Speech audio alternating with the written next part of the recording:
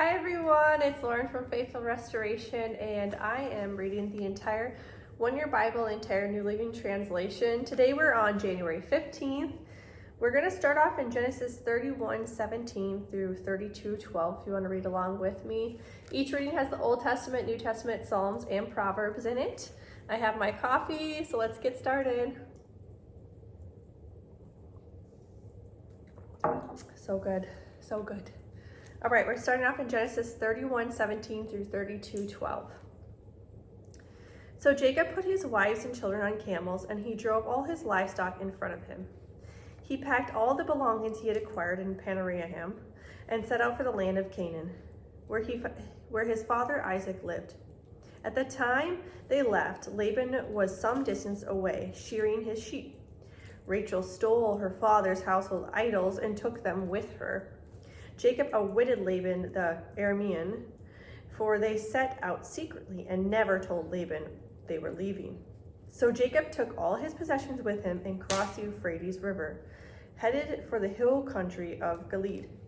3 days later, Laban was told that Jacob had fled. So he gathered a group of his relatives and set out in hot pursuit. He caught up with Jacob 7 days later in the hill country of Gilead. But the previous night, God had appeared to Laban the Aramean in a dream and told him, "I'm warning you, leave Jacob alone." Laban caught up with Jacob as he was camped in the hill country of Gilead, and he set up his camp not far from Jacob's. "What do you mean by deceiving me like this?" Laban demanded.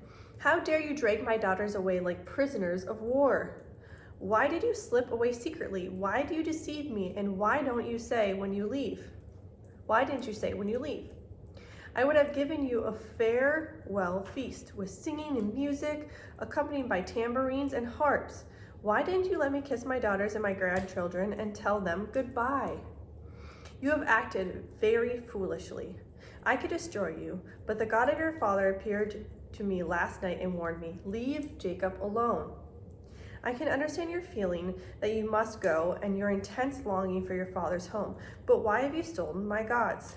"I rushed away because I was afraid," Jacob answered. "I thought you would take your daughters from me by force. But as for your gods, see if you can find them and let the person who has taken them die. And if you find anything else that belongs to you, identify it before all the relatives of ours, and I will give it back." But Jacob did not know that Rachel had stolen the household idols. Laban went first into Jacob's tent to search there, then into Leah's, and then the tents of the 2 servant wives. But he found nothing. Finally, he went into Rachel's tent, but Rachel had taken the household idols and hidden them in her camel saddle, and now she was sitting on them. When Laban had thoroughly searched her tent without finding them, she said to her father, "Please, sir, forgive me if I don't get up for you. I'm having my monthly period." So Laban continued his search, but he could not find the household idols. Then Jacob became very angry, and he challenged Laban.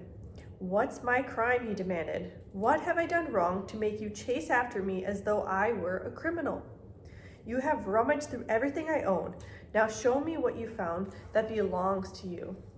Set it out here in front of us before our relatives for all to see. Let them judge between us. For 20 years I have been with you, caring for your flocks. In all that time, your sheep and goats never miscarried. In all those years, I never used a single ram of yours for food. If any were attacked and killed by wild animals, I never showed you the carcasses and asked you to reduce the count of your flock. No, I took the loss myself. You made me pay for every stolen animal, whether it was taken in broad daylight or in the dark of night. I worked for you through the scorching heat of the day and through the cold and sleepless nights. Yes, for 20 years I slaved in your house. I worked for 14 years, earning your 2 daughters, and then 6 more years for your flock. And you changed my wages 10 times. In fact, if the God of my father had not been on my side, the God of Abraham and the fearsome God of Isaac, you would have sent me away empty-handed. But God has seen your abuse and my hard work. That is why he appeared to you last night and rebuked you."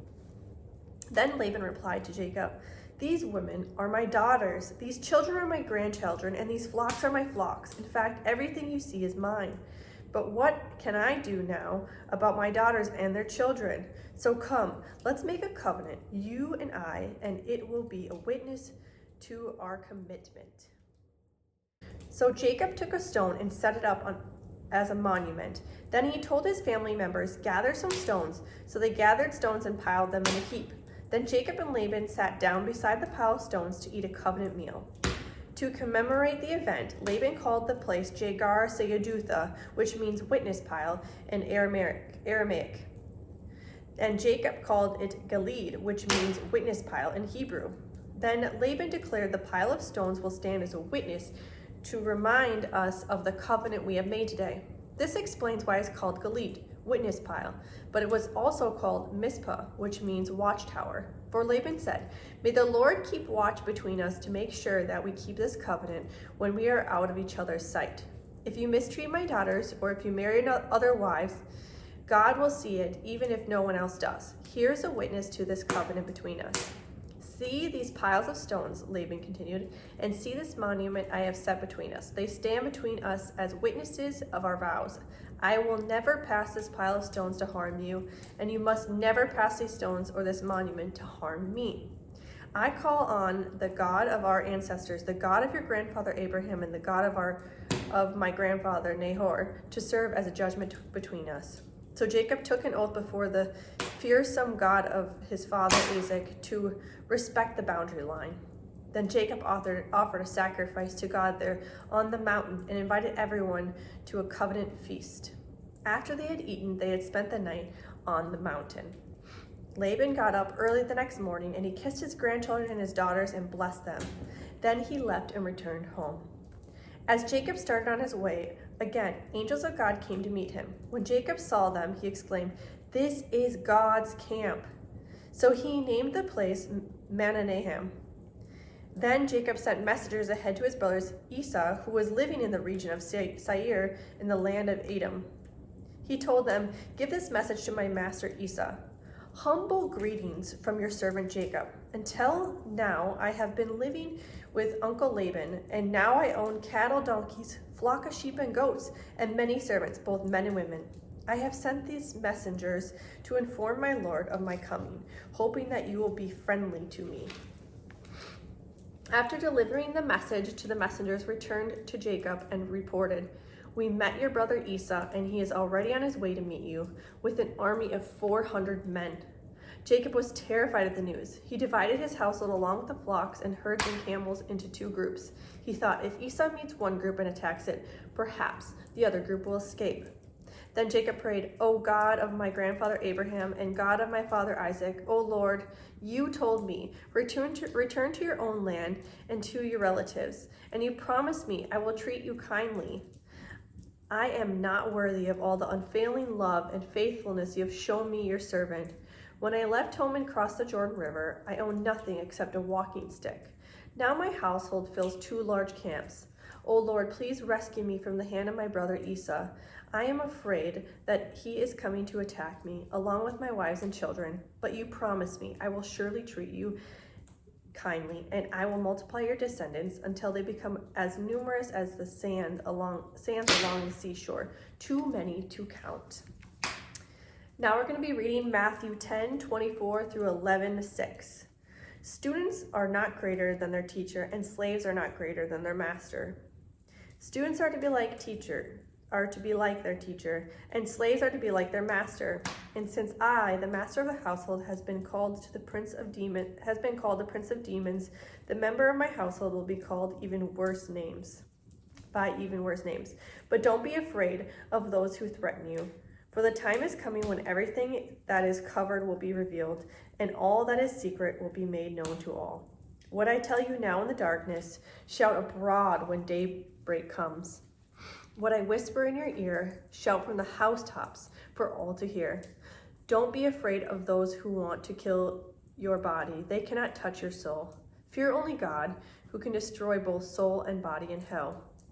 What is the price of 2 sparrows? 1 copper coin? But not a single sparrow can fall to the ground without your Father knowing it. And the very hairs on your head are all numbered, so don't be afraid. You are more valuable to God than a whole flock of sparrows. Everyone who acknowledges me publicly here on earth, I will also acknowledge before my Father in heaven. But everyone who denies me here on earth, I will also deny before my Father in heaven. Don't imagine that I came to bring peace to this earth. I came not to bring peace, but a sword. I have come to set a man against his father, a daughter against her mother, and a daughter-in-law against her mother-in-law. Your enemies will be right in your own household. If you love your father and your mother more than you love me, you are not worthy of being mine. Or if you love your son or daughter more than me, you are not worthy of being mine. If you refuse to take up the cross and follow me, you are not worthy of being mine. If you cling to your life, you will lose it. But if you give up your life for me, you will find me. Anyone who receives you receives me, and anyone who receives me receives the Father who sent me. If you receive a prophet as one who speaks for God, you will be given the same reward as a prophet. And if you receive righteous people because of their righteousness, you will be given a reward like theirs. And if you give even a cup of cold water to one of the least of my followers, you will surely be rewarded. When Jesus had finished giving these instructions to his 12 disciples, he went out to teach and preach in the towns throughout the region. John the Baptist, who was in prison, heard about all the things the Messiah was doing. So he sent his disciples to ask Jesus, "Are you the Messiah we've been expecting, or should we keep looking for someone else?" Jesus told them, "Go back to John and tell him what you have heard and seen. The blind see, the lame walk, those with leprosy are cured, the deaf hear, the dead are raised to life, and the good news is being preached to the poor." And he added, "God bless those who do not fall away because of me." Psalm 13, 1 through 6. O Lord, how long will you forget me? Forever? How long will you look the other way? How long must I struggle with anguish in my soul, with sorrow in my heart every day? How long will my enemy have the upper hand? Turn and answer me, O Lord my God. Restore the sparkle in my eye, or I will die. Don't let my enemies gloat, saying, "We have defeated him." Don't let them rejoice at my downfall. But I trust in your unfailing love. I will rejoice because you have rescued me. I will sing to the Lord because he is good to me. Proverbs 3:16 through 18. She offers you long life in her right hand, and riches and honor in her left. She will guide you down delightful paths, and all her ways are satisfying. Wisdom is a tree of life to those who embrace her. Happy are those who hold her tightly. That Proverbs is referring to wisdom. That ends the reading today for January 15th. Thank you so much for being along with this journey for me. I know I'm cozy and warm next to the fire. Please like and subscribe and share with anybody that could use the word. Also, let me know in the comments below what you think we should do. I thank you for being along with me today, and I will see you tomorrow.